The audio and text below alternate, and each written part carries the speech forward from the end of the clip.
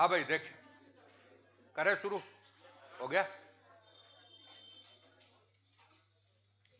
देखिए ये क्वेश्चन है, पहले 30 क्वेश्चन की समीक्षा करेंगे, बाकी के जो 40 क्वेश्चन हैं उसकी समीक्षात्मक कॉपी दे देंगे आपको, उसमें लिखा हुआ है कौन से क्वेश्चन की क्या समीक्षा है, समझ गए क्या? तो अभी कॉपी दे देंगे उसकी अगले वाले की, लेकिन ये 30 की अपन समीक्षा कर देंगे। देखिए भारत रत्न 2024 में शामिल नहीं है, तो पहला प्रश्न है भारत रत्न इन दिनों चर्चा में रहा, तो भारत रत्न में कर्पूरी ठाकुर हो गए, बिहार के पूर्व मुख्यमंत्री रहे हैं। हमारे पीवी नरसिम्हा राव पूर्व प्रधानमंत्री रहे हैं। चौधरी चरण सिंह भी हमारे पूर्व प्रधानमंत्री रहे हैं। आगे देखिए, ध्यान दीजिएगा, कर्पूरी ठाकुर का तो पिछली बार हमने क्वेश्चन भी दिया था। पीवी नरसिम्हा राव हमारे पूर्व क्या रहे हैं? प्रधानमंत्री, पीएम। उदारीकरण लाने वाला व्यक्ति था, उदारीकरण का जनक। अब देखिए आपका यह चीज किस में जुड़ रही है? पीएम में, कि उदारीकरण लाने वाला प्रधानमंत्री कौन था? तो कौन था? पीवी नरसिम्हा राव। उदारीकरण लाने वाला पीएम कौन था? पीवी नरसिम्हा राव। चौधरी चरण सिंह यूपी का मुख्यमंत्री भी रहा है और हमारे पीएम भी रहे हैं। क्या रहे हैं? पीएम। और इनके जन्मदिवस को हम कौन सा दिसंबर 23 दिसंबर को कौन सा दिवस मनाते हैं? किसान दिवस। और ये संसद में न पहुंचने वाले क्या हैं? पीएम। संसद में न पहुंचने वाले पीएम, मतलब कहने का मतलब है इनको पीएम बनाया गया था, तब ये बहुमत सिद्ध नहीं कर सके तो संसद में जा ही नहीं सके। तो संसद में न पहुंचने वाला पीएम कौन था? चौधरी चरण सिंह। चौधरी चरण सिंह। तो अब यह समीक्षा आप देख रही है, तो चौधरी चरण सिंह का संबंध यूपी से है, यूपी के सीएम भी रहे और हमारे भारत के क्या रहे? पीएम। और इधर आ जाइए, 23 दिसंबर को इनके जन्म दिवस को क्या मनाते हैं? किसान दिवस। क्या मनाते हैं? किसान दिवस। और ये संसद में न पहुंचने वाले क्या हैं? पीएम। पीएम कैसे? संसद में ये इनको प्रधानमंत्री तो घोषित कर दिया था, लेकिन बहुमत सिद्ध करने के लिए पहुंचे ही नहीं, तो कहने का मतलब ये संसद के सदस्य नहीं थे। ठीक है, तो ये टोटल आपकी बात है। अब आइए, वरिष्ठ रक्षा वैज्ञानिक समूह, वरिष्ठ रक्षा वैज्ञानिक समूह समिति के अध्यक्ष कौन है? तो इधर साइन लग रहा है के विजय राघवन, वरिष्ठ। अब तुम कहोगे साहब ये क्वेश्चन किसका? तो करंट अफेयर में है, और बेसिकली आपको पता है कि क्या है ये एज ए मतलब प्रधानमंत्री का रक्षा वैज्ञानिक सलाहकार भी है। रक्षा वैज्ञानिक सलाहकार मतलब डिफेंस का वैज्ञानिक सलाहकार है ना, वो आपका कौन है? प्रधानमंत्री का सलाहकार भी है।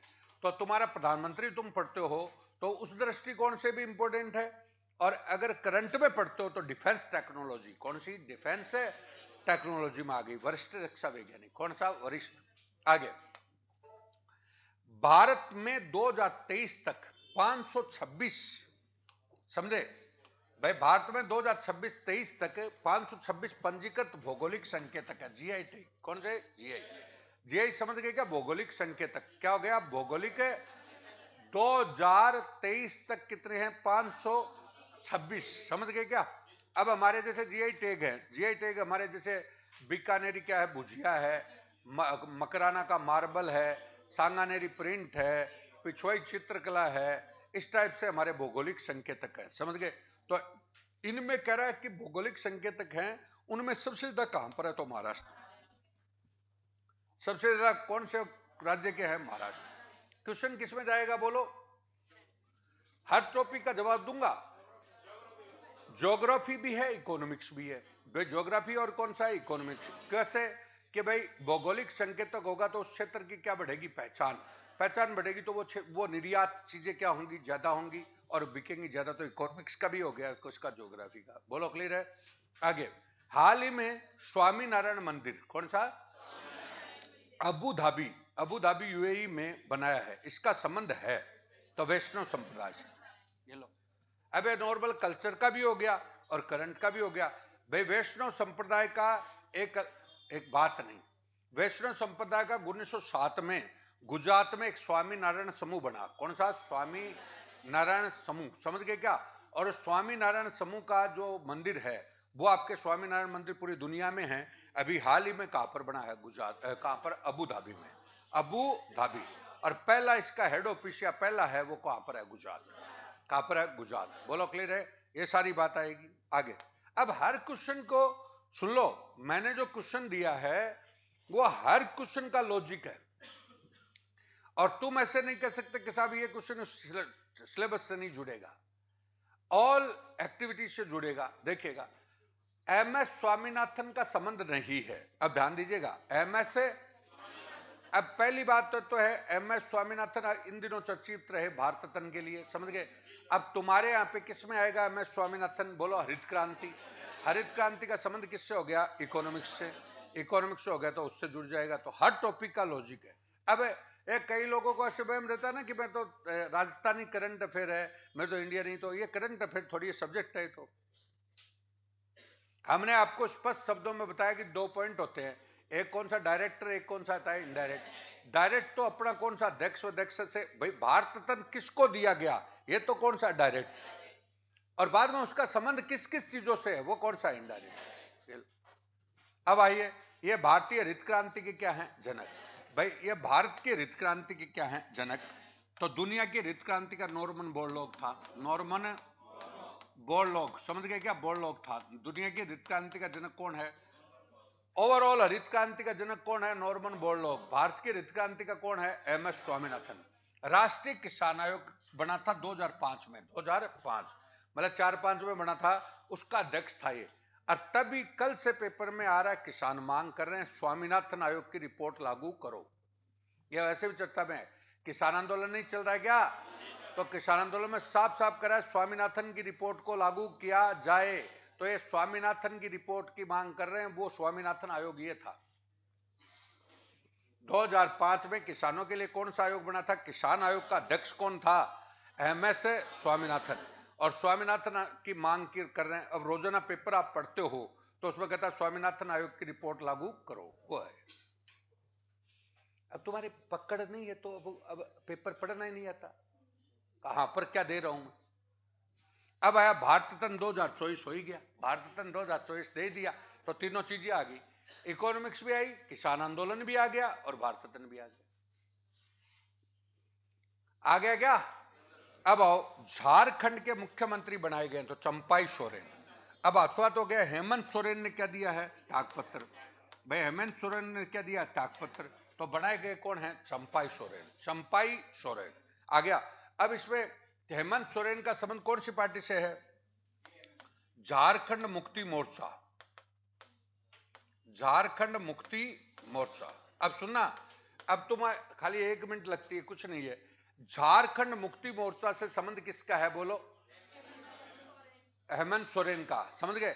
अब ऑटोमेटिक तुम्हारे सिलेबस में राजनीतिक दल है। अब राजनीतिक दल है ना, आपको पता है राज्य के दल है ना, कम से कम 60 हैं। कोई याद होते हैं क्या? अब ऑटोमेटिक हो गया। बोलो, झारखंड मुक्ति मोर्चा पार्टी कौन सा दल है? क्षेत्रीय दल है।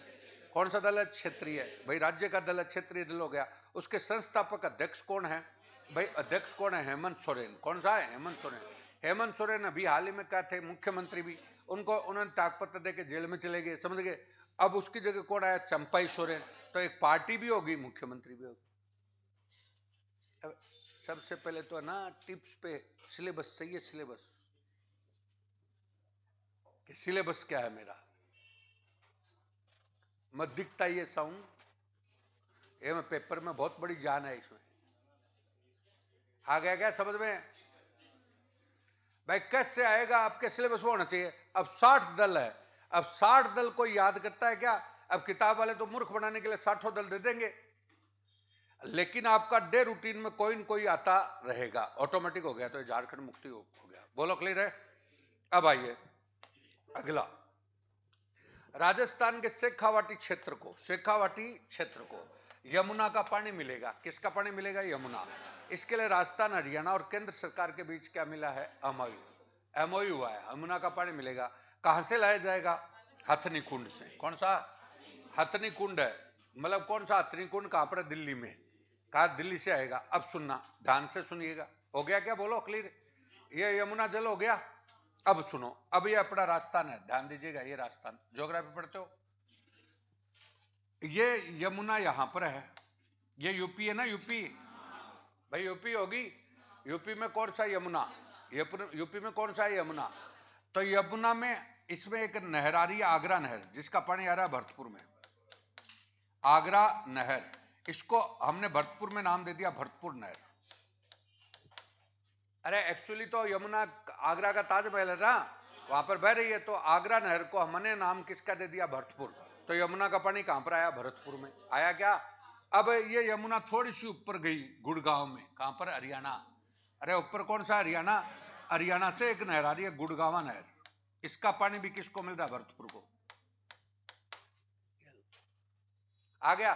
फिर ये हरियाणा से गई दिल्ली। कौन सा? दिल्ली। अब दिल्ली से इसको ला रहे हैं शेखावाटी में। ये लो, दिल्ली से कहां पर ला रहे हैं? शेखावाटी। ये लो, ये यमुना लो। अब बताऊं, यमुना उधर अबे नहर हो गई ना, पूर्वी साइड ये इधर आओ, पूर्वी। पूर्वी तो जान गए, पूर्व तो ये पूर्व कौन सा गया? यूपी। यूपी में यमुना बह रही है। यमुना किस में बह रही है? यूपी। बोलो क्लियर है क्या? अब यूपी में आगरा में बह रही है, तो आगरा नहर है, उस आगरा नहर का पानी कहां पे ला रहे हैं? भरतपुर। तो हमारे यहाँ पे कौन सी नहर हो गई? भरतपुर। यमुना थोड़ी सी ऊपर गई तो कहां पर गई? गुड़गांव। कहां पर गई? गुड़गांव। तो वहां से गुड़गावा नहर आ रही है, उसका पानी भी कहां पर आ रहा है? भरतपुर। और फिर ये चली गई दिल्ली, तो दिल्ली से आपका कौन सा? ये हथिनी कुंड से कौन सी ला रहे हैं? शेखावाटी में। तो शेखावाटी तो सारा पानी। अब ऐसे नहीं, इतनी लंबाई इतनी चौड़ाई, पढ़ते पढ़ते बावड़े हो जाते हो, कुछ नहीं पूछता। ये एक बात, ये तो होगी यमुना। बोला होगी क्या? अब आइए, सबसे पहली नदी हमारी कौन सी? गंगा। गंगा की सहायक कौन सी? यमुना। यमुना की सहायक कौन सी? चंबल। और चंबल की सहायक कौन सी? बनास। ये लो सारी नदियां। अब एक बार आर इसमें ये आ गया कि जोड़े को सुमिलित कीजिए, लेकिन ना, चंबल चल रही है और ये सारी की सारी कहां पर गिर रही है? बंगाल की खाड़ी। सारी की सारी कहां पर गिरी? बंगाल की खाड़ी। बोलो क्लियर है क्या? बंगाल में की खाड़ी में गिरने वाली नदियों का क्या है? समूह। अरे बंगाल की खाड़ी में गिरने वाली नदियों का क्या हो गया? समूह। नंबर 1 बोलो गंगा। दूसरा, गंगा की सहायक कौन सी? यमुना। यमुना की सहायक कौन सी? चंबल। चंबल की सहायक कौन सी? बनास। और आजकल तुम्हारी पूर्वी पूर्वी नहर परियोजना में ढूंढ नदी चर्चित है, तो ढूंढ किसकी सहायक होगी? बनास। और ढूंढ पे जयपुर। अरे ढूंढ पर कौन सी बसे हुआ है? जयपुर। तो ढूंढ नदी किसकी सहायक नदी है? बनास। और इस ढूंढ में पूर्वी पूर्वी नहर परियोजना में किस नदी को जीत के जाएगा? ढूंढ को। किसको? ढूंढ को। अब तुम्हें ना वो ऐसे पानी आ रहा है, कोई नहीं पूछेगा, और तुम्हारा एक दिन और दो दिन और एक नदी चलेगी, और 20 दिन नदियों का टॉपिक चलेगा, लेना एक देना दो। लेकिन क्या करें भाई, वो लड़का है ना, उसको कोर्स करना है, पास तो नहीं होना है। तो खाली कोर्स चाहिए। कोई डॉक्टर का कोर्स है जैसे। अब आइए, पढ़ना नहीं आता, सबसे बड़ी बात यह है, 100 बातों की एक ही बात है। अब आओ, तो वो कौन सा गया? ज्योग्राफी का जुड़ा। ज्योग्राफी का जुड़ गया ना। अब ज्योग्राफी, अब आओ, सवाई प्रताप सिंह ने, सवाई प्रताप सिंह जयपुर का राजा हो गया। ब्रजनिधि मुक्तावली ग्रंथ लिखा है। ब्रजनिधि मुक्तावली ग्रंथ कौन सा लिखा है? ब्रजनिधि मुक्तावली। आ गया संगीत का टॉपिक है कल्चर में, ब्रजनिधि। वो अच्छा सुन लो, इस सवाई प्रताप सिंह है ना, ये जो भी साहित्य वगैरह कुछ भी लिखता था ना, तो ब्रजनिधि के नाम से। इसका उपनाम क्या था? ब्रजनिधि। अरे भाई, इसका खुद का उपनाम क्या था? ब्रजनिधि। आ गया। तुम कहोगे साहब सवाई प्रताप सिंह मेरे सिलेबस में नहीं है। कल्चर तुम्हारे सिलेबस में है, यह कल्चर का पार्ट है, इसलिए क्या लिखा जाता है? इतिहास और संस्कृति। अब तुम कहोगे साहब इसको करंट में कैसे लाए? रोजाना पेपर में आता है हेरिटेज विंडो। अब विंडो गई इनकी। पेपर में राजस्थान पत्रिका में आता है हेरिटेज विंडो। हेरिटेज विंडो का मतलब क्या है? कि हेरिटेज के बारे में बता रहे हैं, तो रोजाना कुछ न कुछ बताते रहते हैं। उस हेरिटेज विंडो को 365 दिन पढ़ लो, तो कल्चर हिस्ट्री कभी पढ़ने की जरूरत नहीं।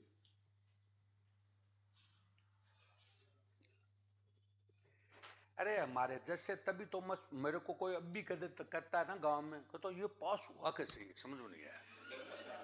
मतलब हर तो शादी में, हर प्रोग्राम में, हर लेन देन में, और आगे तार। तो कहता पढ़ता कब, अब भी बहुत अफसोस करते कि पढ़ता कब है ये। पर लेकिन भाई साहब चलते चलते बता देता हूं कि इसका ये बनेगा।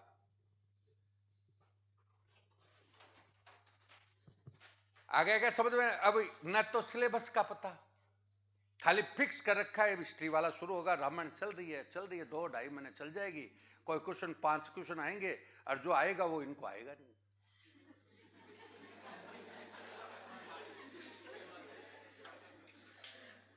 देख लो खुल रही, मैं थोड़ी बोल रहा हूं। तो बर्जनिधि मुक्तावली ग्रंथ की रचना कहां पर की थी? तो इन्होंने की थी हवा महल में। अब एक तरफ हवा महल भी हो गया, एक तरफ वो भी, अब ऑटोमेटिक जुड़ गया ना। हवा महल क्या स्थापत्य कला, हवा महल में की। हवा महल, अब आ जाओ, किसने बनाया? प्रताप सिंह। हवा महल किसने बनाया? प्रताप सिंह। किस मतलब वास्तुकार लालचंद। वास्तुकार कौन था? लालचंद। और किसको समर्पित है? तो कृष्ण के मुकुट को। कृष्ण का मुकुट है ये, इसका जो दृश्य है वो कृष्ण का क्या है? मुकुट। आ गया। हवा महल कहां पर है? जयपुर। अरे हवा महल कहां पर है? जयपुर। और किसने बोलो? प्रताप सिंह ने बनाया। लालचंद क्या था? वास्तुकार। लालचंद क्या था? वास्तुकार। और कृष्ण के मुकुट को क्या है? समर्पित। कृष्ण के मुकुट को क्या है? समर्पित। समझ गए क्या? और इसको इतिहासकार, एक विदेशी इतिहासकार ने अल्लादीन का चिराग कहा है। अल्लादीन का चिराग। क्यों? कि कहीं भी अल्लादीन का चिराग लेके ढूंढोगे तो दुनिया में भी ऐसी बिल्डिंग नहीं मिलेगी। तो अल्लादीन का चिराग किसको कहा गया? हवा महल को। किसको? हवा महल। बोलो क्लियर है क्या? अब ये आगे बोल रहा है। अब देखो मनसारा, 365 इसमें खिड़कियां हैं। 365 क्या है? खिड़कियां, पेपर में आया। और 900 इसमें क्या है? झरोखे। 900 क्या है? झरोखे। 5 क्या है? मंजिल। और 87 फीट ऊंचा। ये लो, ऐसे नहीं लिखा। 365 खिड़कियां, 900 क्या हो गए? झरोखे। लगभग 900 क्या है? झरोखे। समझ गए क्या? इसलिए वो जोड़ के बता देते हैं कई बार 900 के साथ। समझ गए? और 5 क्या है? मंजिल।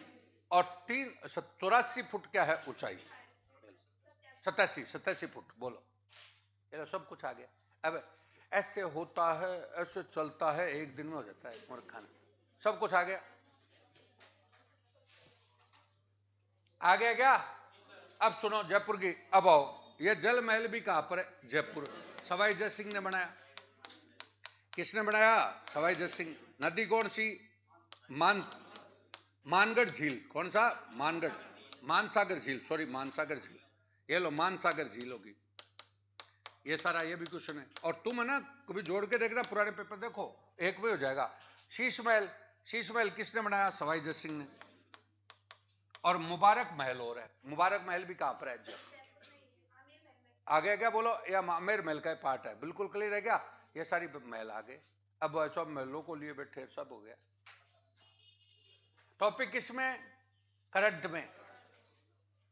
और तुम्हारे खुद के करंट लगेगा बीच में, बोलेगा हिस्ट्री कहां से आ गई। ये लो,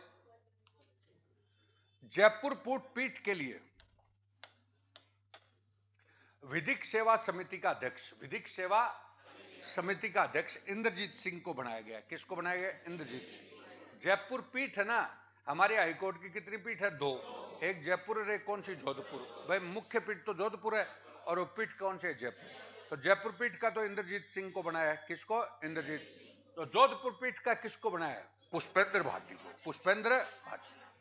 अब आप बताओ विधिक सेवा समिति क्या है?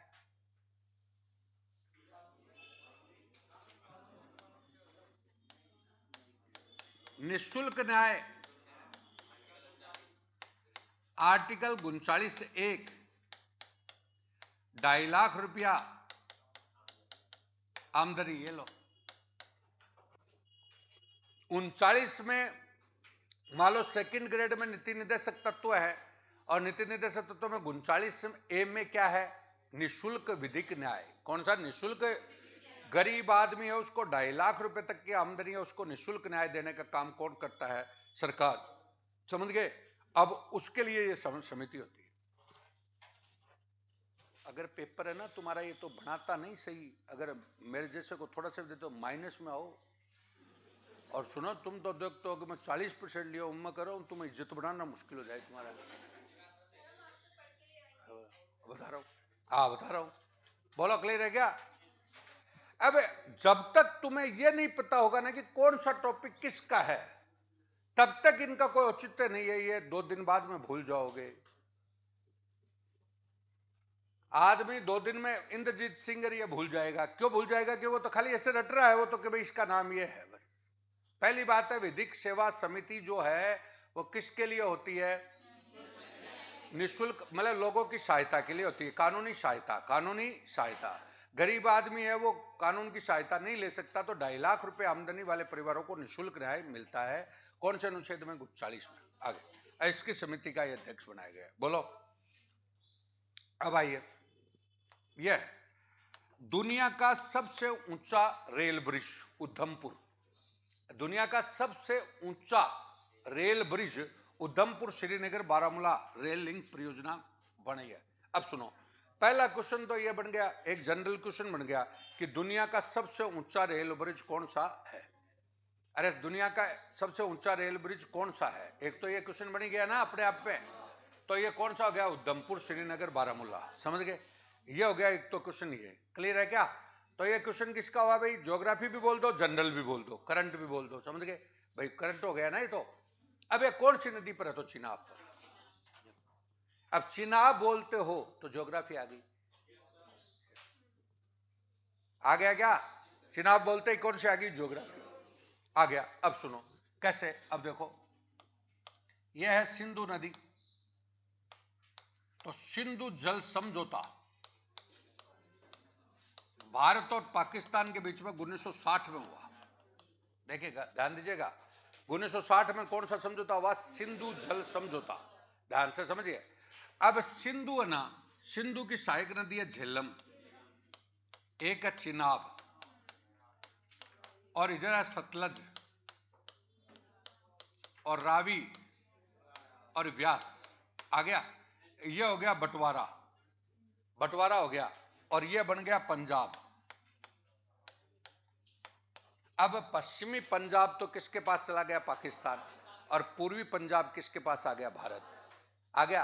और पंजाब किसे कहते हैं? पंच प्लस आब बराबर पंजाब। 5 नदियां जहां पर मिलती है उसको क्या बोलते हैं? पंजाब। तो ये 5 नदी होगी, झेलम, चिनाब, सतलज, रावी, व्यास। सतलज, रावी और व्यास, ये हो गया पंजाब। आधा पंजाब किसके पास है? पाकिस्तान। आधा पंजाब किसके पास है? भारत। और कब समझौता हुआ था? 1960। यह पॉलिटिकल साइंस भी है, यह ज्योग्राफी भी है। अब 3 नदी तो इनके पास है। सिंधु खुद क्या है? सिंधु। सिंधु, झेलम, चिनाब तो इनके पास है। सतलज, रावी, व्यास हमारे पास है। ये लो। अब ये सतलज, रावी, व्यास है ना, हमारे यहाँ पे कहां पर है? पंजाब। अब पंजाब के टच कौन सा है? गंगानगर। तो हमारे को अब कल ही पेपर में आया कि ये समझौते तो सारे हो गए, लेकिन सतलज, रावी, व्यास का भी समझौता करना पड़ेगा, जिससे पंजाब वाला पानी आ जाए। अब बताओ, दुनिया का सर्वाधिक नहरी तंत्र कहां पर है? बताओ। सिंधु नदी पर। कौन सी पे? सिंधु। अब सिंधु नदी अधिकांश कहां पर है? पाकिस्तान। तो पाकिस्तान में तो दुनिया का सबसे बड़ा नहरी तंत्र कहां पर है? पाकिस्तान। भारत का सबसे बड़ा नहरी तंत्र कौन सा? पंजाब।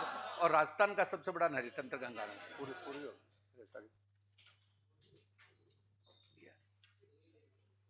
आया क्या?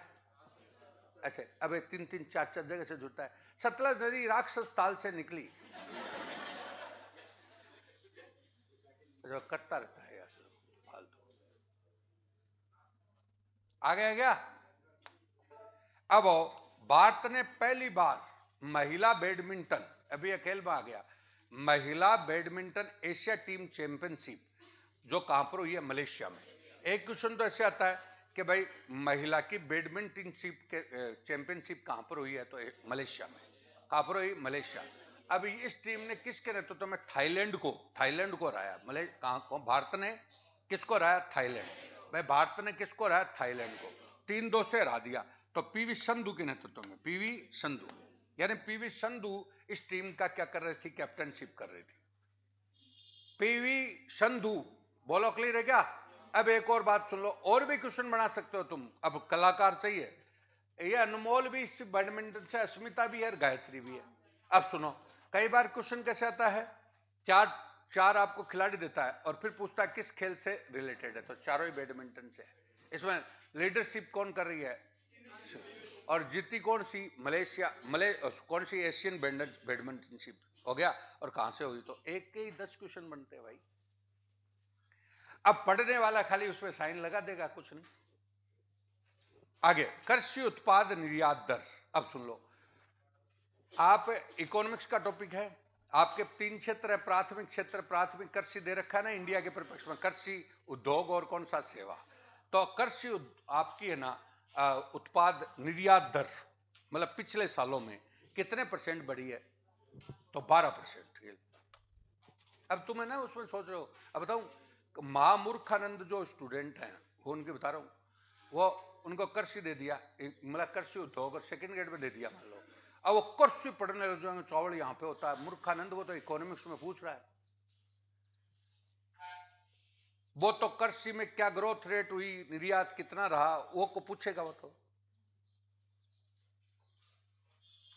ये आगे क्या, तो ये ग्रोथ रेट रही है 12%, कितनी, 12। New Abu Dhabi Delhi UAE में कौन सी आईआईटी, मतलब अबू धाबी है ना यूएई, अब यूएई इन दिनों 3-4 चीजों में चर्चित है, सुन लो। एक तो वहां पे वो मंदिर बना, राम मंदिर, एक आपका कौन सा राम स्वामीनारायण बन गया, और एक ये आईआईटी का कैंपस खुला है। आईआईटी का क्या खुला है, कैंपस। तो कौन सी आईआईटी का कैंपस खुला है, तो दिल्ली का, ये लो, दिल्ली आईआईटी का वहां पे कैंपस खुला है, समझ गए क्या। दिल्ली आईआईटी का कैंपस कहां पर खुला है, अबू धाबी में।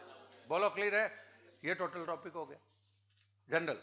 अब आओ, अबू धाबी पीएम ऊषा का संबंध है, तो उस शिक्षा, पीएम ऊषा का संबंध है। अब देखो, ये कुछ नहीं है, राष्ट्रीय उच्च शिक्षा अभियान है।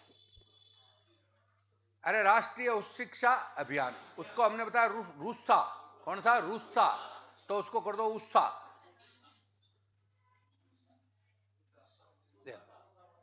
आ गया क्या, अरे राष्ट्रीय शब्द हटाकर पीएम लगा दिया, बस। अब उसी अभियान का नाम रूसा की जगह क्या कर दिया, पीएम उषा।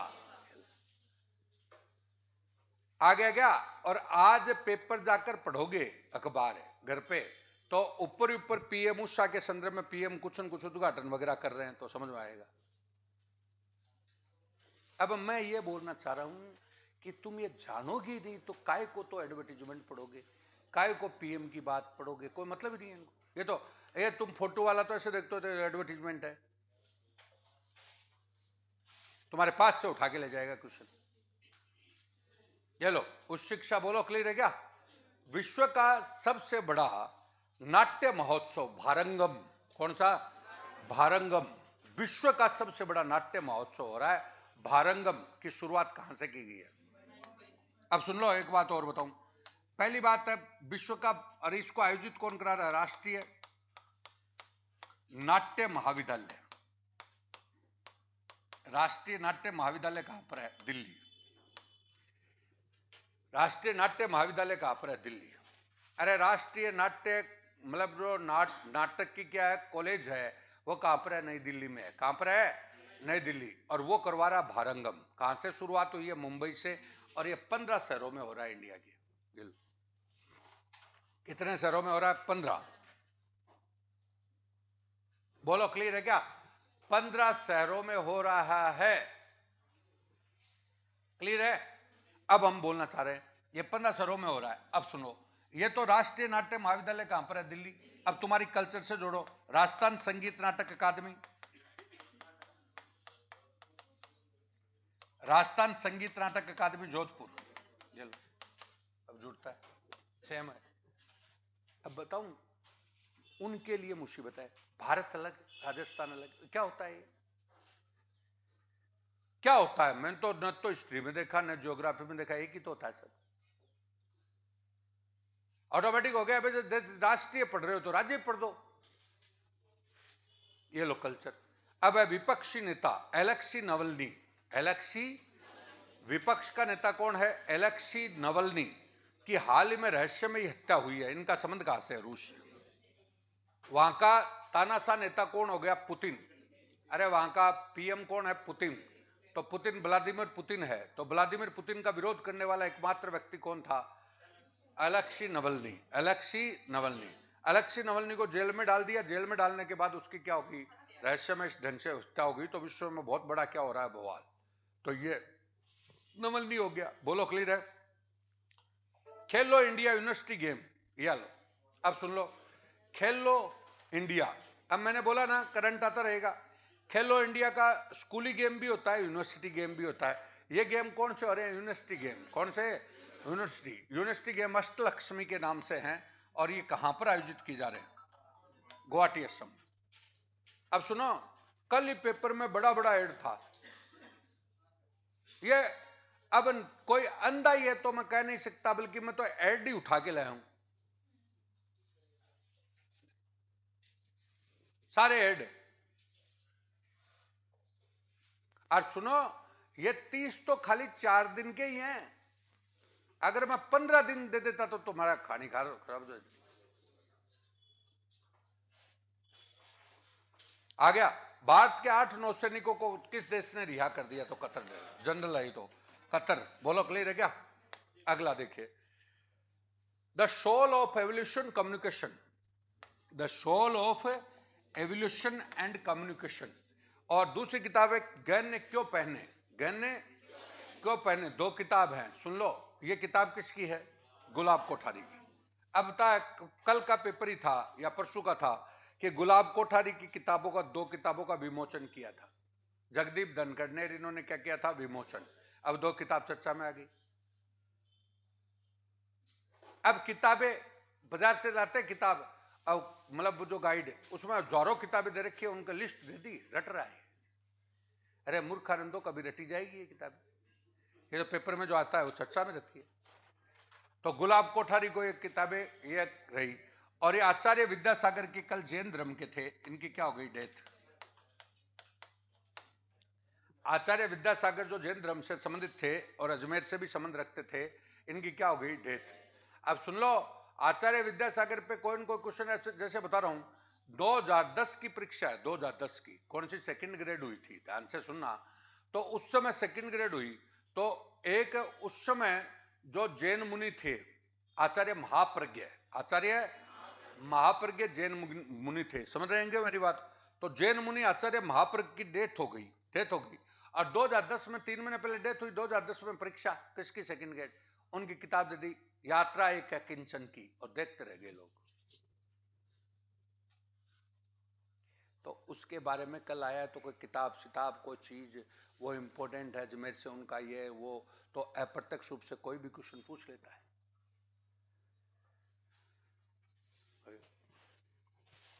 आगे क्या क्वेश्चन किसका बन गया? कल्चर का। आगे, महाराणा प्रताप टूरिस्ट सर्किट में शामिल नहीं है, चित्तौड़गढ़ राष्ट्र में। अब सुनो, अब महाराणा प्रताप टूरिस्ट सर्किट है, तो इधर तो ये कौन सा क्वेश्चन बन गया भाई? टूरिस्ट का बन गया ना। अब टूरिस्ट में नंबर 1 चावंड। चावंड महाराणा प्रताप की राजधानी। आ गया। कुंभलगढ़ में उनका जन्म। हल्दी घाटी युद्ध, दिबेर युद्ध, गोगुंदा में राज्याभिषेक, उदयपुर में इनका स्मारक मोती मगरी। ये लो, मोती मगरी में स्मारक। 1572 में राज्याभिषेक, दिबेर का युद्ध 1582, राजसमंद 1576, और जन्म कुंभलगढ़। कुंभलगढ़ में एक युद्ध भी हुआ 1578 में। ले लो। और चावंड में 1584 में क्या बनाई राजधानी? 85 में। अब एक बात कहूं, महाराणा प्रताप देखा 3 मिनट लगती है, लेकिन क्या इनको वो चाहिए ना, चावंड को 1585 में लूणा राठौड़ को हराकर राजधानी बढ़ाया। अब वो सुनेगा, वो दिमाग में फिट हो रखा है कि मेरे को ऐसे लिखना है। अब जैसे थोड़ा बहुत भी आदमी पढ़ रखा है तो थोड़े दिमाग को सेट करो। 1 मिनट वापस बोल रहा हूं। महाराणा प्रताप का जन्म 1540 में कुंभलगढ़ में हुआ। कहां पर हुआ? कुंभलगढ़। कुंभलगढ़ में महाराणा प्रताप का क्या हुआ? जन्म 1540। हालांकि वो नोट्स में दे देंगे। 1540 में हुआ। 1572 में उनका गोगुंदा में राज्याभिषेक हुआ। गोगुंदा में क्या हुआ? राज्याभिषेक। 1572 में गोगुंदा में क्या हुआ, राज्याभिषेक। 1576 में उन्होंने अकबर के साथ हल्दी घाटी का युद्ध लड़ा। 1578 में उन्होंने कुंभलगढ़ का युद्ध लड़ा शाहबाज खान के साथ। किसके साथ? शाहबाज खान। और 1582 में उन्होंने दिबेर का युद्ध लड़ा सुल्तान खान के साथ। किसके साथ है? सुल्तान। और 1585 में इन्होंने राजधानी बनाई, और राजधानी बनाई हो गया चावंड को उन्होंने 1585 में क्या बनाई? राजधानी। क्लियर है क्या? और इनका स्मारक आपका उदयपुर कहां पर है? मोती मगनी। अब इनको इधर जोड़े तो हिस्ट्री होती है, इधर जोड़े तो पर्यटन होता है। और जोड़े क्या, खुद ही नहीं जुड़ रहे। प्रधानमंत्री सूर्य घर, प्रधानमंत्री सूर्य घर मुफ्त बिजली योजना, कल उद्घाटन हुआ था इसका 2024 के संबंध में। 1 करोड़ घर है। कितने? 1 करोड़। 1 करोड़ घर हो गए। अब सारी बात आ रही है, देखो 1 करोड़ तो क्या हो गए घर, और इनमें से राजस्थान में 5 लाख। अब बजट भी हो गया। अरे 1 करोड़ घरों में देश में देंगे बिजली, समझ गए? अब उनमें से 5 लाख कहां पर होंगे? राजस्थान में। 5 लाख कहां पर होंगे? राजस्थान में। बोलो क्लियर है कि 5 लाख कहां पर होंगे? राजस्थान में। यह बजट भी आ गया नया भी। अब आओ 75,000 करोड़ का इसमें ओवरऑल बजट है। 75,000 करोड़ का ओवरऑल क्या हो गया? बजट इस योजना पे। अब 300 यूनिट के खुश मत हो जाना कि 300 यूनिट बिजली फ्री है। ये तो ये कह रहे हैं कि वो क्योंकि इन पेपर इनके साथ रहता है तो उसको ऊपर ऊपर दिखाओ बजट में 300 यूनिट बिजली फ्री, तो कई तो खुश हो गए, बॉय साहब वो 100 किलो तो सही की, इन तो 300 कर दी। वो लगेगी ना तब वो बनेगी तब 300 होगा। ये लो है, हाँ उसको और इशारा ही वही है। अब वो जुलाई के बाद वोट लेके तुम्हारे आ गया क्या? अब बोलो क्लियर है क्या? 300 हो गई, वो यूनिट होगी। अब है 78,000 रुपए की सब्सिडी। सब्सिडी 78,000। इसका मतलब सुन लीजिए, ये भी सुन लो, कई के तरह फ्री में है तो 78,000 रुपए तक की सब्सिडी मिलेगी, उसमें कुछ पैसा आपको देना पड़ेगा वो लगाने में। ये पूरा कहानी है। आ गया? बोलो क्लियर है क्या? अगला युद्धाभ्यास वायु शक्ति 2024 का आयोजन होगा। युद्धाभ्यास वायु शक्ति 2024 का माजन रेंज कहां पर है? बीकानेर। और चांगन रेंज कहां पर है? पोखरण। पोखरण जैसलमेर। तो चांगन रेंज में होगा वायु शक्ति युद्धाभ्यास, समझ गए? और नाल बीकानेर का हवाई अड्डा है। और बीच वाल है ना, उसमें बीआरओ का मुख्यालय है।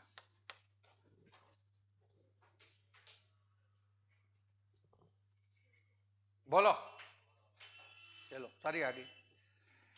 अरे सेना का मामला है, ध्यान दीजिएगा। बीचवाल बीकानेर में है। बीचवाल कहां पर है? बीकानेर। यहां पे बीआरओ का हेड ऑफिस है। बीआरओ समझ गए? Border road organisation. Border road organisation, border के जिलों पे रोड बनाने का काम ये करता है, समझ गए? और बीकानेर नाल में हवाई अड्डा है भूमिगत। तो सेना का भूमिगत हवाई अड्डा कहां पर है? नाल बीकानेर। नाल बीकानेर। और फायरिंग रेंज 2 ही हैं, एक तो कौन सी? चांगन, एक कौन सी? माजन। सारे काम यहां पर। अबे सेना के बारे में आ गई। आगे अगला है इसरो ने कार्टोसेट 2 को हिंद महासागर में समाधिस्थ कर दिया। भले हिंद महासागर में बल्ब डाल दिया। यह कब लॉन्च किया गया? 2007 में। अरे समझ गए क्या? ये उपग्रह नहीं होते क्या? उपग्रह तो अभी एक उपग्रह तो छोड़ा है, सुन लो, एक उपग्रह तो क्या किया? छोड़ा है, और एक उपग्रह को खत्म किया है। तो इसरो, हमारा उपग्रह का काम कौन करा? इसरो। तो पहले 2007 में कौन सा गया हुआ? कार्टोसेट। कौन सा? कार्टोसेट। उसकी टाइम अवधि क्या हो गई? पूरी। अब अवधि पूरी हो गई तो उसको क्या कर रहे हैं? मतलब नष्ट किया है। तो नष्ट लागे कहां पर किया? हिंद महासागर। आ गया क्या समझ में? ये हो गया। हिंद प्रशांत क्षेत्र में, हिंद प्रशांत क्षेत्र में चीन का बढ़ता दबदबा। हिंद और प्रशांत महासागर में चीन का क्या है? दबदबा बढ़ रहा है। अब उसको देख, वो देख, चीन का दबदबा बढ़ रहा है। ध्यान से सुन लीजिएगा। ये क्वेश्चन किसका है? सुन लियो। ये तो टेक्नोलॉजी का हो गया, और ये टेक्नोलॉजी और करंट का हो गया। ये बिल्कुल बाकायदा इंटरनेशनल करंट का क्वेश्चन आता ही आता है इस समय हिंद महासागर और प्रशांत महासागर में पूरा दबदबा कौन बैठा रहा है? चीन। अब उस चीन के बढ़ते दबदबे को रोकने के लिए क्वाड काम कर रहा है। क्वाड एक संगठन बना। क्वाड क्या है? संगठन। क्वाड का में 4 देश है, अमेरिका, ऑस्ट्रेलिया, भारत और कौन सा? जापान। भारत और जापान। क्वाड का पूरा नाम ये होता है quadrilateral security dialogue. Security dialogue, समझ गए क्या? इसका पूरा नाम है। तो ये इन्होंने क्वाड का विधेयक कहा है कि इसको कैसे भी करके रोको। तो ये कहां की संसद में पास हुआ है? अमेरिका। इंटरनेशनल क्वेश्चन है, और ये तभी आपको समझ में थोड़ा थोड़ा पता ही नहीं चलेगा। अब सुन लो, हिंद महासागर और प्रशांत महासागर, इन दोनों में समुद्री एरिया में सब में चाइना का दबदबा क्या हो रहा है? बढ़ रहा है। तो चाइना के दबदबे को कम करने के लिए अमेरिका ने एक संगठन बनाया। कौन सा? क्वाड। कौन सा? क्वाड। क्वाड में नंबर 1 है अमेरिका, दूसरा नंबर भारत, तीसरा नंबर जापान और चौथा नंबर कौन सा? ऑस्ट्रेलिया। समझ गए? ऑस्ट्रेलिया किसकी तरफ पड़ता है? प्रशांत महासागर। कौन सा? प्रशांत। इधर आपका चाइना, जापान पड़ता है प्रशांत की तरफ, और हमारा हिंद महासागर भारत की तरफ हो ही गया। और अमेरिका ओवरऑल दुनिया का क्या है? लीडर है। समझ गए? तो ये बनाया, तो इन्होंने कहा कि इसके दबदबे को कैसे रोका जाए। तो ये संसद में, वहां की संसद में क्या हुआ है? पास आ गया। और ये एक और बात है, संसद में, वहां की संसद को कांग्रेस बोलते हैं। वहां की संसद को क्या बोलते हैं? कांग्रेस। हो गया। ये टोटल आपकी बात देखिए। अब अगला पॉइंट देखिए, हाल ही में किसने युगांडा में आयोजित G77 का सम्मेलन हुआ है। G77 का क्या हुआ है? सम्मेलन। इसमें भारत का प्रतिनिधित्व वी मुरलीधरन विदेश राज्य मंत्री है। अरे विदेश मंत्री तो हमारे एस जयशंकर है। अरे विदेश मंत्री तो कौन हो गए? एस जयशंकर। और राज्य मंत्री कौन है? मुरलीधरन। आ गया। उन्होंने प्रतिनिधित्व किया है। पुष्सा 30 और पुष्सा 31, मतलब 30 और 31, पुष्सा 30 और 31, समझ गए? इसका संबंध किससे? सरसों से। चलो अब सुनो, कई महानुभाव है ना, सुन लो, एक और सुन लो। कई महानुभाव ऐसे हैं, एक क्वेश्चन कोई मान लो, जैसे कल परसों कॉलेज हुई, उसमें कोई किसका आ गया? किस्म का आ गया, सारी किस्में रटने लग जाएगा। अरे मूर्खानंद, वो तो करंट के परिप्रेक्ष्य में है। अब वो टीचर क्या करेंगे? सॉरी किस्में शुरू कर देंगे, रे शुरू हो जाएंगे। बॉय साहब किस्म का क्वेश्चन आता है, बस ये गड़बड़ है। देखो पता ही कुछ। अब ये करंट में है। पूषा नहीं है क्या? राष्ट्रीय कृषि विज्ञान संस्थान है पूषा। तो पूषा में आपका क्या किया? ये किस्म डेवलप की है सरसों की, जिसको हमारी राजस्थान वाली राष्ट्रीय सरसों संस्थान कौन सी? सेवर, उसने पुष्टि करी है कि भाई ये होगा। तो ये 2 किस्में आई है, इसलिए इसका नाम पूषा ने डेवलप किया, इसलिए कौन सा हो गया इसका नाम? पूषा 30 और पूषा 31। समझ गए? ये किसकी किस्म है? सरसों की। सरसों का उत्पादन देश में सबसे ज्यादा कहां पर है? राजस्थान। और राजस्थान में कहां पर है? अलवर, भरतपुर और सवाईमाधोपुर। अलवर, भरतपुर और सवाईमाधोपुर, ये लो हो गया। और सरसों कौन सी फसल हो गई? रबी की। कौन सी? रबी। और वैसे सरसों को कौन सी? पीली क्रांति। कौन सी? पीली क्रांति हो गई। और भरतपुर में राष्ट्रीय सेवर, राष्ट्रीय सरसों अनुसंधान। और पहले से इस सरसों अनुसंधान की एक किस्म डेवलप की हुई है, उसका नाम है लोटनी। कौन सा? लोटनी। और यहीं पर इंजन मार्ग का क्या है? तेल। इशारा हो गया। अब उद्योग अलग चलेगा, संस्थान अलग, किस्म अलग, फसल अलग। 3 मिनट का काम नहीं है। वापस बोल रहा हूं, ध्यान से सुन लो। सरसों कौन सी फसल है? रबी की। अरे सरसों कौन सी फसल होगी? रबी। पीली क्रांति के नाम से जानते ही हैं इसको, पीली क्रांति, बिल्कुल क्लियर है। फर्स्ट नंबर किसका इंडिया में? राजस्थान का। उत्पादन में फर्स्ट नंबर किसका है? राजस्थान। राजस्थान में अलवर, भरतपुर और सवाईमाधोपुर का नाम आ रहा है। गंगानगर, मानगढ़ में भी होता है, लेकिन अलवर, भरतपुर और कौन सा? सवाईमाधोपुर। भरतपुर में राष्ट्रीय सरसों अनुसंधान संस्थान है सेवर, जिसकी किस्म है लोटनी। कौन सी? लोटनी। और तेल घानी उद्योग, कौन सा? तेल घानी। तो तेल घानी उद्योग भरतपुर का फेमस है। कौन सा? तेल घानी। अरे तेल घानी उद्योग हो गया कहां का? भरतपुर। और भरतपुर का पूरे देश में इंजन मार्ग का तेल भी क्या है? फेमस। ये सरसों हो गई। इधर आओ चावल, आगे क्या इंडिया हो गया क्या? अब चावल है, कौन सी फसल? खरीफ। अरे चावल कौन सी फसल होगी? खरीफ हो गया। अब चावल देश में बोलो, आंध्रा, पश्चिम बंगाल, पश्चिम बंगाल, कौन सा? पश्चिम बंगाल। नंबर 2 आंध्रा, उड़ीसा, आंध्रा और कौन सा? उड़ीसा। ये नक्शा समझ लो, ये लो, ये यहां से लेकर यहां तक है। अरे ये बंगाल, ये उड़ीसा, ये आंध्रा। चैनल कमजोर है, करेगा है नहीं चैनल।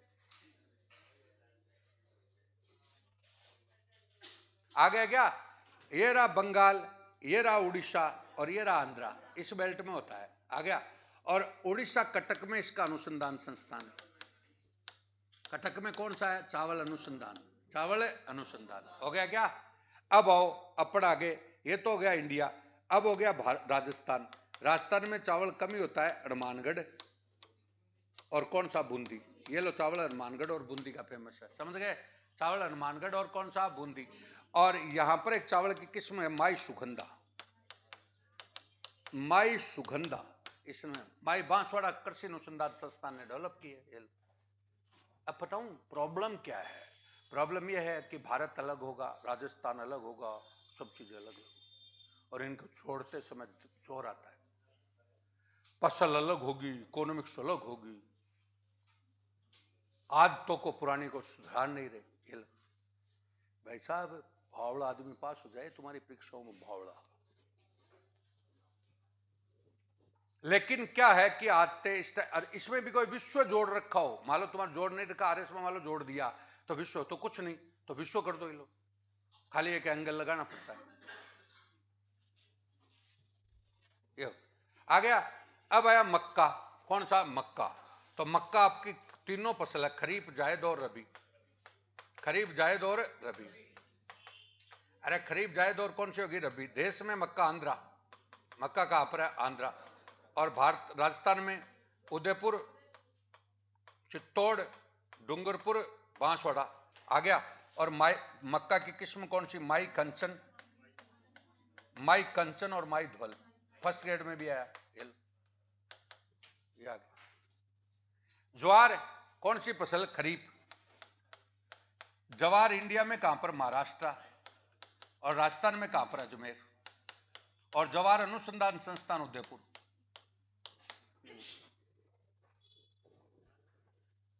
सब हो गई। और 10 साल का पेपर देख लो, इनमें से है 10 साल कोई सी परीक्षा, लेकिन कर्फ्यू चल रही है। वो लिख ले, वो देख लेना आप, और भी मेरा वीडियो सुने और वो उसमें टेलीग्राम पे डाल देंगे, उसमें देख लेना जो भी है। आगे अगला देखिए, महाराणा प्रताप कृषि प्रौद्योगिकी विश्वविद्यालय, कृषि प्रौद्योगिकी विश्वविद्यालय, बोलो क्लियर है क्या? कृषि प्रौद्योगिकी विश्वविद्यालय कहां पर? उदयपुर। उसने एक चेतक ब्रांड, कौन सा? चेतक किस्म डेवलप की है, किसके? अफीम। किसके लिए? अफीम। हो गया। अफीम की चेतक आई है। अब देखिएगा, बात नहीं, अफीम काला सोना, काला सोना, बोलो क्लियर है क्या? काला सोना हो गया अफीम, कोई दिक्कत है इसमें? अब काला सोना अफीम हो गया। दूसरी बात है, अफीम का विश्व में आपका अफगानिस्तान, कहां पर है? अफगानिस्तान। भारत, आंध्रा, सॉरी, अफीम का एमपी। और राजस्थान, चित्तौड़, और ये लो चित्तौड़। अब आया तुम्हारा अफीम के साथ तंबाकू, ये भी यही उत्पाद है। विश्व का कौन सा? चाइना। भारत का बोलो आंध्रा। और राजस्थान का अलवर और झुंझुनू। ये लो,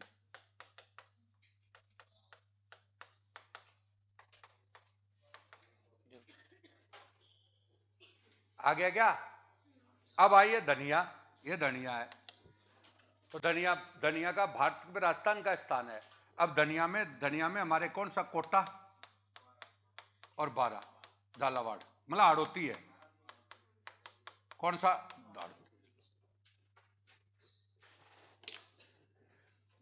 तुम थोड़ा सा सुधार करो अपने आप में। तुमने क्या है कि पहली दूसरी की तरह पढ़ते हो, पहली दूसरी का बच्चा भी तुमसे होशियार है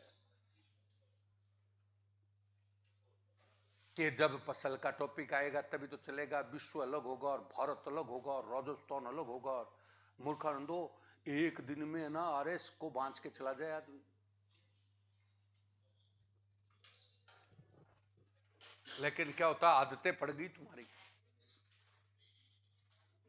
ये आ गया, ये टोटल आपकी बात है। आगे देखो अगला, Vande Bharat sleeper coach care centre आ गया, परसों पीएम ने किया है। अब पहली बात है वंदे भारत, कौन सी वंदे भारत। अब देखिए पहली वंदे भारत जयपुर दिल्ली, जयपुर दिल्ली। दूसरी वंदे भारत अजमेर दिल्ली, अजमेर और कौन सा दिल्ली। और तीसरी वंदे भारत जयपुर अजमेर, जयपुर उदयपुर। ये लो 3 वंदे भारत चली है। कल परसों कॉलेज में क्वेश्चन आ गया कि तीसरी वंदे भारत कौन सी है, तो उदयपुर वाली, जयपुर से उदयपुर है। ये लो पहला क्वेश्चन ये। अब परिवहन को लिए घूम रहा है फलाना परिवहन ढिकड़ा, मूर्खानंदो करंट अफेयर। अब आओ, और ये बना कौन सा, जोधपुर। और satellite station Khatipura, satellite station कहां पर है, खातीपुरा। परसों पीएम ने उद्घाटन किया है। ये लो सैटेलाइट स्टेशन कहां पर हो गया, खातीपुरा। अब तुम है ना सोचते हो 30 क्वेश्चन है ना, तुम्हारा पूरा तंत्र बदल देते। ये सब्जेक्ट सारे, ये तुम्हारा परिवहन टाइप हो गया। बोलो क्लियर है क्या। अगली बात है, अगला क्वेश्चन बता रहा हूं, unset INSAT 3DS, INSAT 3DS परसों ही छोड़ा गया है। सतीश धवन अंतरिक्ष स्टेशन हरिकोटा से है। इसका संबंध क्या है, मौसम विज्ञान। मौसम विज्ञान का उपग्रह छोड़ा है इनसेट। कौन सा, इनसेट। अच्छा ये इनसेट फिनसेट जानते हो, आगे बताए तुम्हारे तो उसमें बता देंगे, चलो कोई बात नहीं। अब आओ, अश्विनी 500, अश्विन जो है, अश्विन है ना क्रिकेटर, 500 विकेट लेने वाले दुनिया के 9वें गेंदबाज बन गए। दुनिया के कौन से, 9वें। दुनिया के तो कौन सा हो गया, 9वां। अरे दुनिया का कौन सा गेंदबाज है, 9वां आ गया। तो भारत का कौन सा गेंदबाज है, दूसरा। पहला अनिल कुंबले, पहला अनिल कुंबले। ये लो, ये लो। अब पहला कौन हो गया, अनिल कुंबले। अब इसमें सारी बात आ गई, सुन लो, सारी बात आ गई है, सुन लो। अश्विनी के बारे में आया कि दुनिया का तो कौन सा हो गया, 9वां। अरे दुनिया का तो कौन सा हुआ, 9वां। भारत का कौन सा हो गया, दूसरा। भारत का दूसरा हुआ तो पहला कौन सा था, तो अनिल कुंबले। ये लो क्रिकेट हो गया। तो कोई भी टॉपिक को आप समझ सकते हो और कोई भी टॉपिक को कर सकते हो। अब ये प्रश्न ऐसे हैं, अनिल कुंबले है, हो गया। अब क्वेश्चन आए 30, सुन लो। 30 क्वेश्चन में आपने देखा हो तो इसमें हिस्ट्री भी आई, इसमें ज्योग्राफी भी आई, इसमें कल्चर भी आई, इसमें पॉलिटिकल साइंस भी आई, इसमें इकोनॉमिक्स भी आई। और मैंने क्या बोला कि करंट के 2 भाग हैं, एक कौन सा डायरेक्ट, एक कौन सा इनडायरेक्ट। डायरेक्ट करंट कौन सा, बात नहीं। डायरेक्ट करंट एक बार सीखो, बात अथवाती करने लग जाते हो। डायरेक्ट करंट का मतलब है जो तुम्हारे को दिखाई दे रहा है, वो तो कौन सा हो गया, डायरेक्ट। और इसी को सब्जेक्टों से जोड़ दिया, वो कौन सा हो गया, इनडायरेक्ट। सब्जेक्टों से जोड़ दिया। अरे क्या हुआ, अरे आदमी कब तक इतने बैठ रहते हैं, मैंने बोला इनको दे दे, फिर पंचाट रखेंगे, इनके बहुत बड़ी पीड़ा है। हाँ बोलो। तो डायरेक्ट और कौन सा हो गया, इनडायरेक्ट हो गया। डायरेक्ट और कौन सा हो गया, इनडायरेक्ट। तो 2 फंडे होते हैं, एक डायरेक्ट करंट और एक कौन सा हो गया, इनडायरेक्ट। समझ गए। अब इनडायरेक्ट में तो हमने सब्जेक्टों को लिया, सब्जेक्टों को, जैसे फॉर एग्जांपल एग्रीकल्चर है। अब एग्रीकल्चर की लगभग तुम्हारे को 7-8 फसल बता दी, और यही मुख्य फसलें हैं। चावल बताया, मक्का बताई, आपका कौन सा सरसों बताया, ज्वार बताई, आपका अफीम, धनिया, और कौन सा वो तंबाकू, ये सब बता दी साथ। अब वो चाहे विश्व हो, चाहे भारत हो, चाहे कौन सा हो, राजस्थान। अब ये क्या करेंगे? सेकंड ग्रेड में दे दिया, विश्व को अलग लिए घूम रहे हैं, भारत को अलग लिए घूम रहे हैं, राजस्थान को अलग लटका रखा है। अरे फसल तो एक ही होगी। अब फसल एक है, तेरा गेहूं हो रहा तो इंडिया दिखा दे, इधर राजस्थान दिखा दे, हो गया काम। लेकिन इनको क्या है, वो आदतें नहीं है क्या, वो नहीं छूट रही, सबसे बड़ी बात है। अब जैसे परिवहन है, परिवहन का अपन पढ़ रहे हैं ट्रांसपोर्ट, और ट्रांसपोर्ट का वो पुराने नहीं है क्या, पुराना वो हाईवे वो लिए घूमते रहेंगे। अब जैसे अभी कॉलेज लेक्चर में 2 क्वेश्चन आए, फॉर एग्जांपल बता रहा हूं 2। एक तो कौन सा है, अभी 2 क्वेश्चन आए। अब उसमें दे रखा है, मतलब ज्योग्राफी में परिवहन, ज्योग्राफी में क्या दे रखा है, परिवहन। अब परिवहन उन्होंने दे दिया, और उसमें क्वेश्चन कौन से आए बताओ, है? अरे उसमें क्वेश्चन 2 आए। एक तो आया कौन सा, वंदे भारत वाला, कौन सा वंदे भारत, कौन सा है, करंट अफेयर, कौन सा है, करंट, वंदे भारत आ गया। और दूसरा क्वेश्चन आता है, जामनगर है ना, वो हाईवे नया खोला गया था, उसकी लंबाई पूछ ली। तो हो गया, क्लियर है क्या, बात समझ में आ गई? तो ये टोटल आपकी बात बता दी, पूरी की पूरी क्लियर है। तो ये तुम्हारे को 30 क्वेश्चन बताए हैं, थोड़ा थोड़ा ध्यान रखो। ऐसे नहीं कि पेपर छोड़ के, मैदान छोड़ के भाग गए। मूर्खानंदो, बहुत काम की चीज है। और तुम जो सोचते हो ये कि मैं ऐसे ही, ये इसमें तो पूरा पेपर है। तुम जितने 4-5 महीने कोर्स करोगे ना, उसका तो अकेला मामला है। लेकिन इसको तो ऐसे, क्योंकि इनको कोर्स की क्या पड़ गई, वो पुरानी गोलियों की आदत पड़ गई कि वो कॉम्बी फ्लाम खा लूं, तो चीजें तब तक के बाहर नहीं निकल सकते। तुम पढ़ना आता ही नहीं, एकदम परंपरागत है, ऐसे खड़े ऐसे हैं जैसे भगवान, आज का तो कट गया। कई भागे पेपर दिया, उससे पहले वो जा रहे हैं, फिर मेरे को क्या, आज की तो छुट्टी है। मतलब पेपर को कई तो ऐसे मानते हैं, आज तो छुट्टी है, छुट्टी।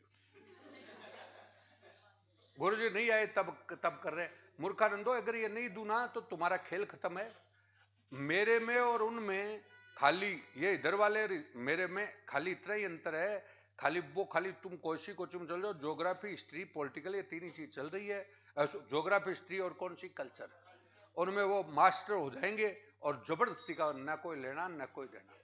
और मेरा अंतर बस इतना ही है, और उसी अंतर को पढ़ नहीं पा रहे। उसी अंतर को ऐसे सोचते हैं कि उसको कोई ज्योग्राफी, नदी नाले दे दिए, और नदी नाले भी कौन से, वो उद्गम स्थल देना जरूरी है। वो कब कौन पूछता है? वो विश्व, भारत को राजस्थान से जोड़ दिया है, इतने में खेल खत्म।